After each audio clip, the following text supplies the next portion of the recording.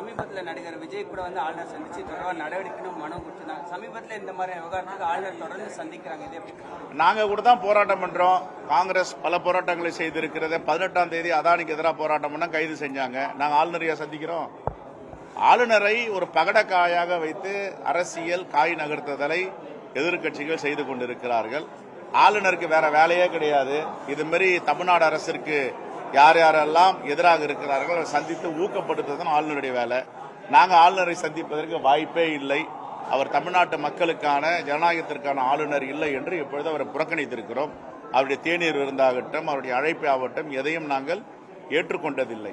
ஆகவே ஆளுநர் என்பது தமிழ்நாட்டு மக்களுக்கான ஆளுநராக செயல்பட வேண்டும். அது ஏற்கனவே நேற்றைக்கு நாங்கள் அறிக்கை கொடுத்திருக்கிறோம், வன்மையாக கண்டிக்கிறோம். யார் அந்த தனியார் பள்ளியை நடத்துகிறார்களோ அவர்கள் முழு பொறுப்பேற்க வேண்டும். அவர்கள் சட்டத்தின் முன் இருக்க வைக்க வேண்டும். சார், இந்த சூழ்நிலை 6ஆம் தேதி சட்டப்பேரவை கூட்டம் தொடருது. இந்த தொடரில் அண்ணா பல்கலை விவகாரத்தோட நிறைய கூட்டணி கட்சிகள்ல இருந்தாலுமே அவங்க குரல் எழுப்பணும்னு சொல்லியிருக்காங்க. காங்கிரஸ் சார்பாக அண்ணா பல்கலையை பொறுத்த வரைக்கும் எல்லா ஆதாரமும் ஸ்பெஷல் இன்வெஸ்டிகேஷன் டீம் சிறப்பு புலனாய்வு துறையிடம் இருக்கிறது.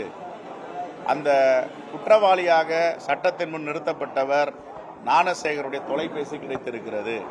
யார் யாருக்கு அவர் தொலைபேசியில தொடர்பு கொண்டு பேசினார் என்ற ஆதாரங்கள் காவல்துறை நம்மிடமும் இருக்கிறது, ஒன்றிய அரசிடம் இருக்கிறது. அதை வெளிப்படுத்த வேண்டியதானே. அதை எதுக்கு ஒரு மிகப்பெரிய பூதம் இருக்குன்னு சொல்லணும். என்ன தவறு செஞ்சான், யாருக்கிட்ட பேசினான்னு வெளிப்படுத்த சொல்லுங்க ஒன்றிய அரசு. தமிழ்நாடு காவல்துறை திறந்த மனத்தோடு ஒரு ஸ்பெஷல் இன்வெஸ்டிகேஷன் 3 IPS அதிகாரிகளை, பெண்களை அமைத்து ஒரு சிறப்பு புலனாய்வு குழுவை ஏற்படுத்தி இருக்கிறது. விசாரணை வெளியில வரட்டும். விசாரணை நடைபெற்றிருக்கும் போதே ஒரு யூகங்களுக்கெல்லாம் பதில் சொல்லி இதை மறைச்சிட்டாங்க அதை மறைச்சிட்டாங்கன்னா, தொலைபேசி தான் அதற்கு ஆதாரம்.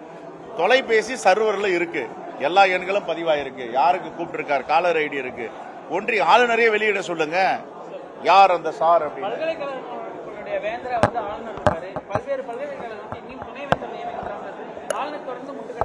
இந்த பிரச்சனைக்கெல்லாம் காரணமே ஆளுநரும் ஒன்றிய அரசு தான்.